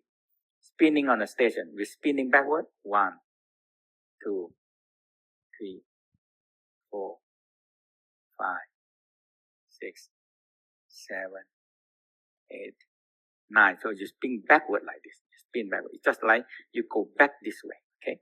Now when you go back this way, you spin. And you feel nice and warm. And you feel the navel pulse, kidney pulsing, warm in your navel. Now we're going to go down to our next orbit we call a small orbit. So we're spinning an orbit. So the orbit, it come up on the back, going up to the crown, going back down. And we spin 9 times, 36 and 72, and we spin backward. Now I want you to know that the energy outside of you, it can be bad energy or not good energy. But if you have good energy inside you spinning, you started to feel the energy around you are spinning better energy. Okay. So we spin from the Dantian. And you make another ball spinning down to perineum. That is between the sexual organ and anus. And come up to the coccyx and up to the crown. And down to the navel. And up, looking down, go up and down. Your tongue up, and down. And you feel the earth are spinning. The moon are spinning. The earth are spinning around the sun. And the sun are spinning around the galaxy, the Milky Way. Now you're spinning and you feel the energy around you are changed to good energy. And you started to feel you can take energy into your body and use it. Now you go deeper into yourself, into the cells, and go deeper down to the atom, and go deeper down into the electron and proton, and you see the electron are spinning in the orbit. When it's spinning in the orbit, we call no beginning and no end. No beginning and no end. And you reverse again, spinning our orbit. This we call small orbit, spinning in our orbit. From the navel come up, going back down, rebalancing the twin, come up, come back down, and you find the orbit. And you feel nice and warm, you feel energy spinning inside you. Now we're going to go to what we call figure 8. Figure 8, we call the infinity. So we have two parts. When we're spinning in the figure 8 up and down, we call the eternity. When you think the figure 8 in the sideway across here, we call the infinity. Infinity is the past. Eternity is the future. Okay? So figure 8 also no beginning and no end. So your energy around you not good, and you spin enough energy bigger, you change the energy around you into good energy. So you come up to the top, coming down to the perineum. From perineum, you're going down to the leg. And from the leg, come up to the front. And you come up to our orbit. And when you spin faster and faster and faster, the energy around you started to change to be good energy. Because when you have good energy, you spin, and you spin, and you spin, the energy inside you become better and better energy. And finally, if we spin faster now, faster, we spin faster, now the energy around you change, and change to very good energy. Everything is spinning, and it's getting bigger and bigger, and all the energy come back to you, it becomes very good energy. And you feel your navel warm, your hand warm, your crown warm, and you have energy. Drinking coffee or smoking or taking drugs, it gives you much more healthy, because this is how the energy are moving and how you get energy. Okay? If you're willing to spend time in 5 minutes, 10 minutes, 20 minutes spinning orbit, you feel the energy. And when you spin the energy, you're getting bigger orbit. You spin. So the orbit spinning. And now it started to get bigger into the solar system, bigger into the Milky Way, and up into the universe. And when you spin in the figure 8, it's getting bigger and bigger and bigger in the universe.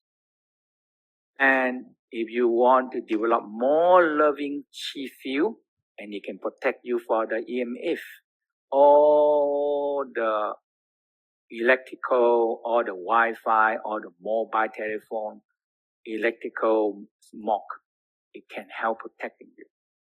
Okay. Thank you. Different levels. So initially, I just want to introduce what is the Xiao Jiutian, the microcosmic orbit, as it's commonly known. Yeah, and what place does it have it in QiGong practice? It's one of those parts of QiGong that I feel is often quite misunderstood, partially with regards to its functions, partially with regards to how important it is, also sometimes how difficult it is, and to understand the actual mechanisms behind its functioning. And that's a real shame, because it's one of the most important parts of QiGong training. Yeah. So first of all, Xiao Duitian essentially means smaller or lesser, small orbits of heaven. This is what it refers to. So people obviously call it the microcosmic, because lesser heaven, the small heaven, the Xiao Tian, on the inside of your body.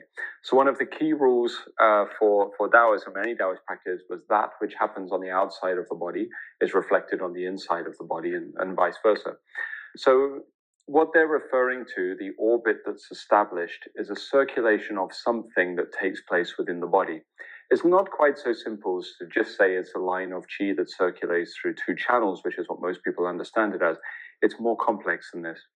To understand the basis of the microcosmic orbit, we need to first understand some of the reasons why people practice it. Yeah?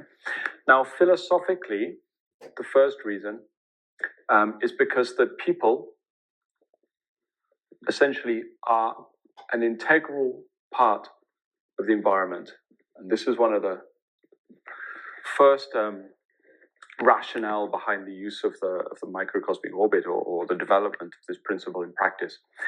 So basically, because there are various rotations that take place within the larger heaven, the environment, okay, within the planets and within the stars and so on, these various sort of seasonal cycles and daily cycles and things like this, there must be the same rotations taking place on the inside of the body. Okay, these rotations, these cycles, these changes must be taking place inside of us.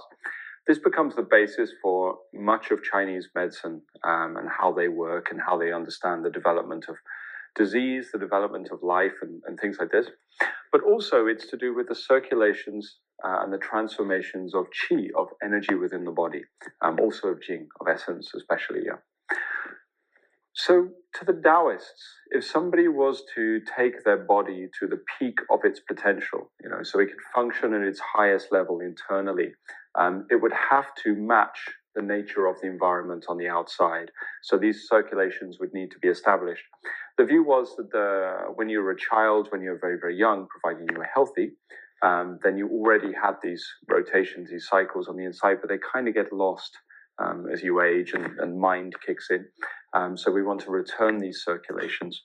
With regards to the actual orbits that take place in the larger heaven, with regards to what we're looking at, it's largely the sun and the moon that they are actually trying to sync your circulations with regards to the Xiaojiutian, with the microcosmic orbit.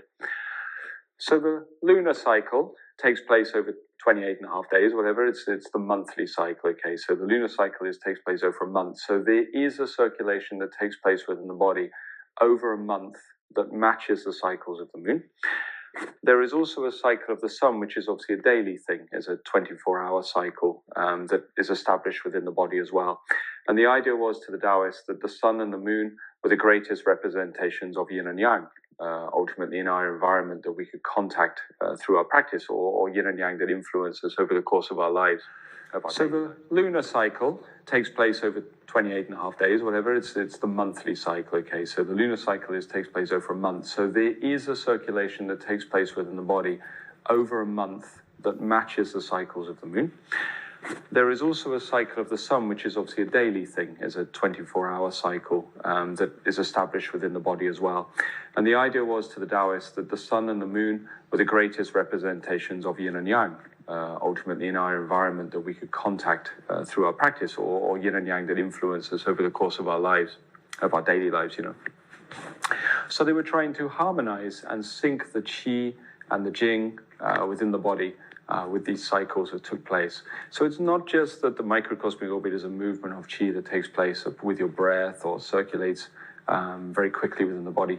It actually has a few different timings depending on what aspect of the microcosmic orbit you're looking at. So the second reason was that this was the basis for Yang Sheng Fa, okay? So Yang Sheng Fa essentially means life-nourishing techniques, if we look at it literally. But we could call this, if we translate it in English, I call this healthy living. And you will get two different types of Yang Shen Fa talked about within Chinese teachings. The first of these healthy living principles, what we might just call Yang Shen Fa, are to do with correct sleep patterns and correct levels of exercise and eating the right food and learning how to balance your rest and activities, all of things you would associate with sensible, healthy living. That's the first aspect of Yang Shen Fa. But then there is another aspect to Yang Shen Fa, which is sometimes called Yang Shen Dao. So instead of this being healthy living principles like Yang Shen Fa, this would be essentially the mastery of healthy living, or the way of healthy living. Basically, if something is a Tao, it is a process or a pathless path, ultimately, that can be followed as a form of cultivation. So it implies that it's something much higher than this. So somebody who would mastering Yang Shen Fa would mean they knew how to work healthily with their body using, like I say, their food and their sleep and their rest and blah, blah, blah.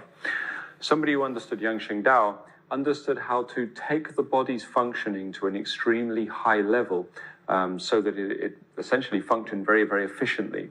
And ultimately, the idea was that if somebody was functioning very, very efficiently with regards to their body, they would be very, very healthy. So the basis of this would be, regulation of, the health of the organs, the Zhangfu organs on the inside of the body. They would function to a high level.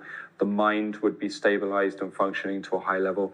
But on top of this, a lot of the things like longevity that you hear about being, a hallmark of Taoist practice, certainly, isn't it? It's not that it was their aim, but as a byproduct of what they did, people would extend their youthful vigor for a very, very long time. This was from Yang Shengdao. And on top of that, the ability to generate a lot of energy or a lot of spirit. Now, sometimes people don't understand why you want so much Qi or why you want so much connection to Shen. Why do you want these things? But it was because to the Taoists, to our chemical practitioners, these substances, these fuels, these forms of energy were required in order to take consciousness to a higher level. So it was the basis of their enlightenment process. Now, the third reason that we established Xiaojiu Tian is essentially for safety. And this is a big one, is because Taoism as a tradition always took the stance that everything that you did with your mind was reflected in the body and vice versa. So what that meant, it's almost like the body was another microcosm of the mind rather than just being of the environment. So that if you were to try to cultivate enlightenment or immortality, it would involve work with the body. Essentially, you would have to convert these things within the body to transform the mind. This was different from some other traditions that were very, very much based purely in consciousness, but Taoism did not separate the two. To the Taoists, it was almost nonsensical to attempt to achieve some kind of liberation while your body was dropping to bits. Okay, they felt the two should be worked on at the same time. Now, in order to work at this level, there's a huge amount of energy that has to move through the energetic system, through the channel system. And as we go through the training of the microcosmic orbit, I'll explain to you more about what this actually means, because it's not quite as fluffy as you might think from that phrase, moving energy within the channels.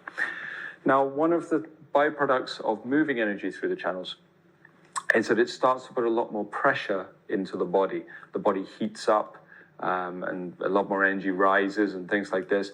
The nervous system can become stressed through this kind of training, and over a long term this can be a little bit damaging. At first it's drying for the body, and then it's a little bit overheating and overstimulating. So essentially the microcosmic orbit was put in place to make sure that there was a circuit, almost like an earthing wire on the body, so that when its energy was raised up, that it could also be dropped back down once again. Because people who engage in very, very strong yang-based energy practices that don't have the microcosmic orbit in place do run the risk of just burning themselves out, because there's nothing to return everything back to the base of the body. So this was another very important reason for it, yeah. Fourth one was to open the channel system. So the microcosmic orbit assists with the opening of the rest of the channels. So the channels, we're talking about things that exist on different levels within the body.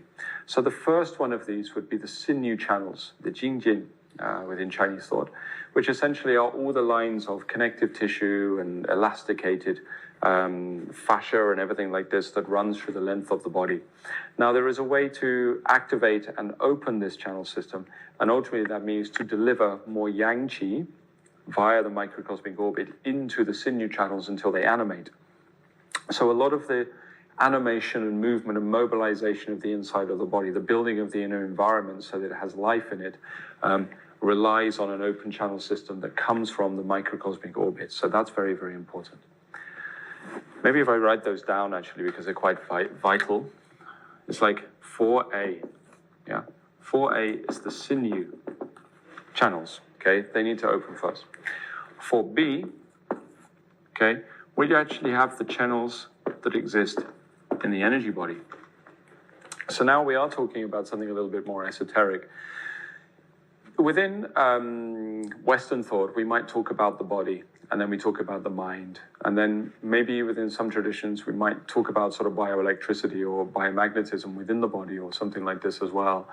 But in Chinese thought, as well as Indian as well, actually, Eastern traditions, essentially, they don't talk about one body with things in it. They talk about multiple bodies. So you have a physical body, you have an energy body. Yeah? You would then have the mental body, you would have the spiritual body, the karmic body, the causal body.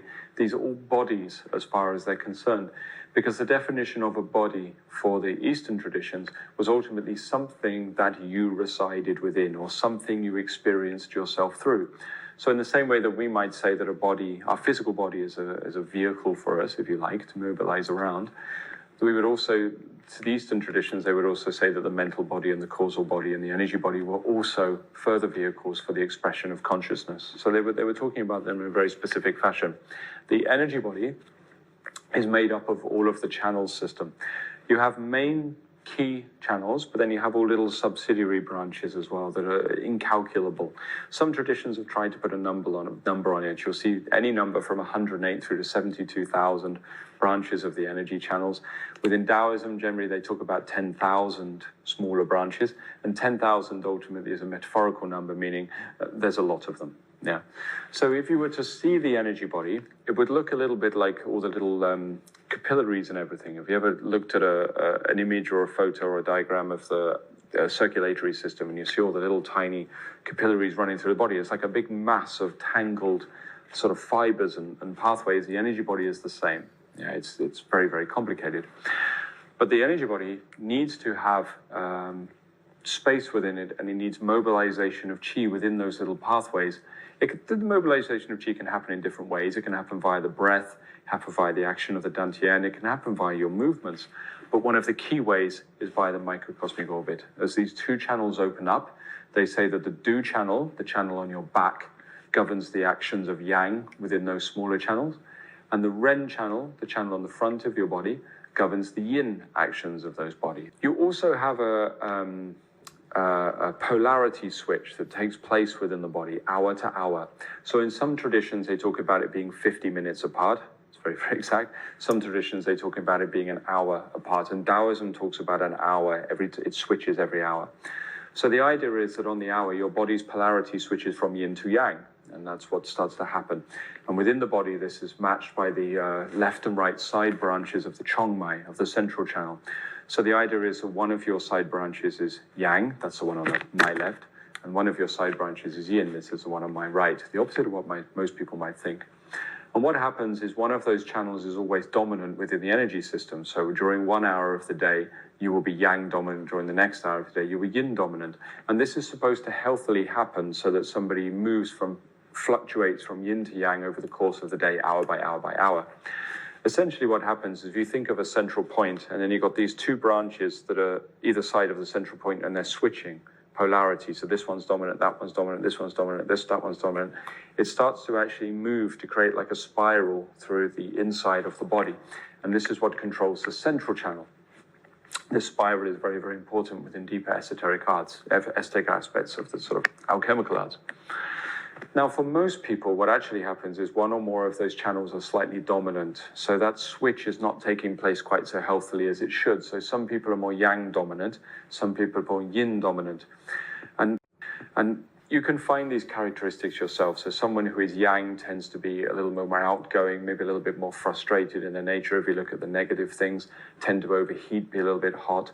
Somebody who is yin dominant might be a little bit more reclusive, a little bit tendency towards cold, and these kind of qualities, you know. And essentially, part of the reason this is happening because they are fluctuating but staying for longer than that healthy switch on one side of yin or yang. They're getting stuck in one of those polarities. When the Du and the Ren channel open and the microcosmic orbit circulates properly, the idea is that within the energy body, that yin and yang polarity switch is harmonized, so it happens equally, steadily as it's supposed to, so it brings someone more towards a central point within the body. So it calms yin or yang within the energy system. And that's not something you often hear spoken about very much, because I think that sometimes people tend to stay away from that kind of sort of esoteric aspect of the energy system, but it's definitely a part of the microcosmic orbit teachings. Now, the fifth reason, okay, so as well as we got sort of link into the environment, mastering the efficiency of the body, opening the channel system, and safety, and so on and so on. Also for meditation. And sometimes people don't know that the microcosmic orbit is involved in this. So within meditation practices, different traditions will use different objects. So what I mean by that is, for many meditation systems, there's normally an observer, an aspect of your consciousness, and then there is an object, something that is being used as the object of meditation. So often that object is the breath. Sometimes that object is the body. Sometimes that object might be a mantra, might be a mental quality like loving kindness or something like this. These are the objects that someone will meditate upon. And ultimately what happens is when the observer and the object relate to each other in a very specific way, then meditation opens up, the state opens up, and sometimes this is called absorption or something like this. Now, one of the key objects within alchemical meditation is the movement of Qi within the microcosmic orbit. So what I mean by this is once they've established a flow that rotates in a particular pattern within the body, there is a conversion taking place. Then there's actually a mental process of absorbing into that rotation so that that becomes the object of meditation. The idea is that then the states of jhana or chan in Chinese are entered into via the microcosmic orbit, meaning that the actions, the energetics of your body has become the object of meditation. So it's a very, very high-level aspect to the microcosmic orbit, a very, very high end of the practice. To do with the golden embryo. Sounds very high-minded, and it is high-minded. So the golden embryo was a practice within alchemy, where essentially what would happen is an aspect of the spirit would be fed with enough stillness, fed with enough of your mental awareness absorbed into this spirit, so that it started to animate essentially of its own accord. So the idea is the spirit could exist independently of the body. And this was an esoteric alchemical practice that some people don't believe in anymore, but it was the way for harnessing and producing like a carrier for the spirit so that it could elevate out of the body at the point of death and escape the cycle of rebirth. This was one method that was used. It's a method that appears within Taoism and also within some more esoteric Hindu sects as well. And part of the function of the microcosmic orbit, if you really want to look back at the original aims of it, was to actually feed and nurture the golden embryo. So if somebody was trying to build this highest end of the alchemical training within their body, they would require the circulation of Jing Qi Shen that took place within the Du and Ren channel in order to nourish and feed this substance, this spirit within the center of the body, almost like the incubation system you're plugging it into, if you like, if you want to get in a really unartistic fashion. The cosmic orbit does all of these things, or this is the basis of it. And if we wanted to break it down into its absolute simplest stages, more lists, I apologize. I'm going to put a new list down here. I like to list things because it makes it very clear. The first one is there must be the circulation of yang qi, circulation of yang qi. This is the first stage of it, and it moves through the Du and the Ren channels. And this is the aspect of the microcosmic orbit that most people who've studied some QiGong before will be familiar with. So ultimately what it means is that a form of energy, the yang qi, which actually is a form of bioelectricity, must circulate up through the center line of the back, and then it comes into the head actually, and then down the front center line of the body. There are other directions, other circulations, but that is the key one, the first one, yeah? So that the yang qi moves over the back and down the front on your center line. This is the first aspect of the microcosmic orbit. And it's not actually that difficult to achieve, providing you know what you're doing and you know the methodology. Yeah. The second aspect that I really want to focus on and touch upon is the conversion of Jing within the body. Conversion of Jing. Now your Jing, as I'm sure many of you listening to this are aware, is your essence, okay? It is that fuel within the oil lamp that we don't want to burn out too quickly. But it's always moving, it's always mobilizing. The Jing is always moving into action because of our thoughts, our emotions, our feelings, our cellular reproduction and our physical, all these things, processes taking place on the inside of the body, all these things, processes taking place on the inside of the body. This activates and uses up the Jing as well. So the Jing is always converting. It's always turning into something else. The essence is producing the potential for all of these functional activities of the body.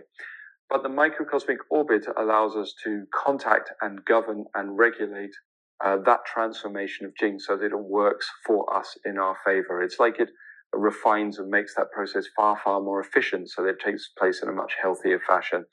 There's even at higher levels, some people don't believe in this within QiGong, but it's definitely true. There's a way to replenish the Jing through the microcosmic orbit if you know how to do it. And it's not just a case of circulating up the back and down the front. It's more complex than that. After this, there are other stages, including the circulation of congenital fluid within the body. So once the Jing has been refined and converted into a particular substance, there is a way that that substance then has to move through the body. And what it does is it starts to nourish the body. So they talk about that being a spiritual form of medicine, the Xian Yao. And what happens is that medicine, the immortal medicine, that's produced from your practice, moves through the Du channel, moves through the Ren channel, where it passes into the rest of the channel system. Ultimately, what that means is that substance interacts with the nervous system and starts to transform the body in a very specific fashion. And it kind of resets many of the health processes within your body, or many of the poor health processes within the body, if you like. So it is a huge tonification. And it is the aspect of the training that starts to move you towards Yang Sheng Dao, to this sort of mastery of the body's efficiency of functioning.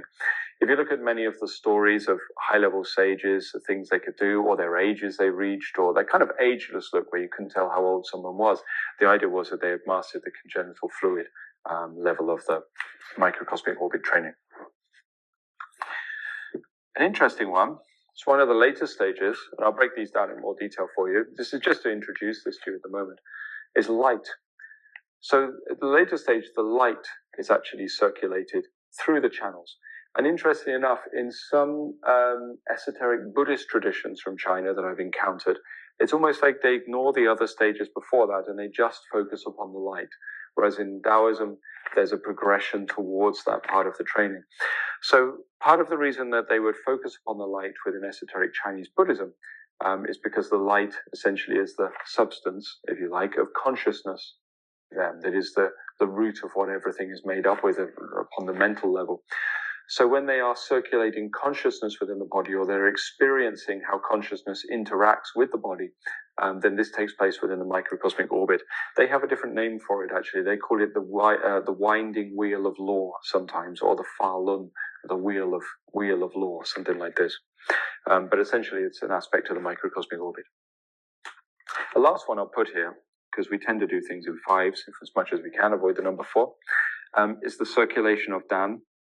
That's not a person, that's the elixir.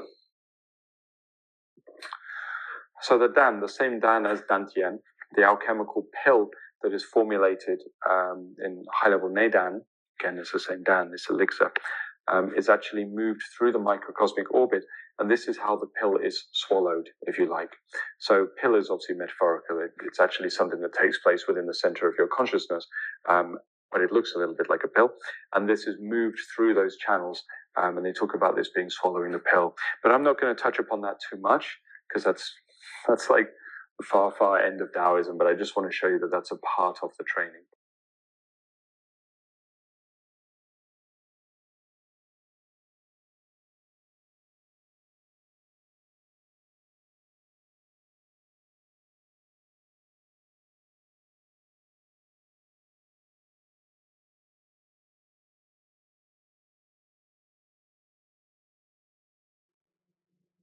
Chapter 2 Power of 10 Universe and the Human. One achieves expansion of awareness and calmness through observation of consciousness in and awareness out to the universe. Human energy has the same quality as universal energy. God is too big to fit in one religion. 3. Primordial preliminary practices for cosmic orbit. Spinal cord breathing. Empty force practice. Saliva and chi mixing. Strengthen and lengthen the tendons by working with the tongue and the sexual organs. Stretch the sexual organs, male. Stretch the sexual organs, female. Chapter 4. Cosmic Healing QiGong. Opening the 3 dantians to the 6 directions. Relaxation, letting go, surrender, and ego. Mind, organs, and sexual organs. Opening the 3 dantians. Emptying the mind. Daily practice, opening, connecting, and activating Qi within and cosmic charging. Activating the 6 directions and the 3 fires. Open the 3rd eye. Protective circle and Qi field. Sacred or Qi fire. Qi.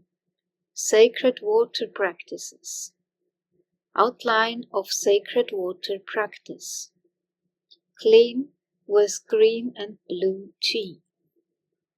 Chapter 6. Cosmic Orbit. Preparatory practices. Open the cosmic orbit. Open the cosmic orbit point. Middle dantian and heart point. Open solar plexus. Open the navel point. Open the sexual palace. Opening sacrum. Opening governor channel. MicroCosmic orbit. Meditation preparation for cosmic inner smile. Cosmic inner smile practice. Chapter 7. Freedom, harmony, and balance in the Tao. Goal of the Tao is to achieve freedom. A win-win attitude. Scientific research on universal Tao practices.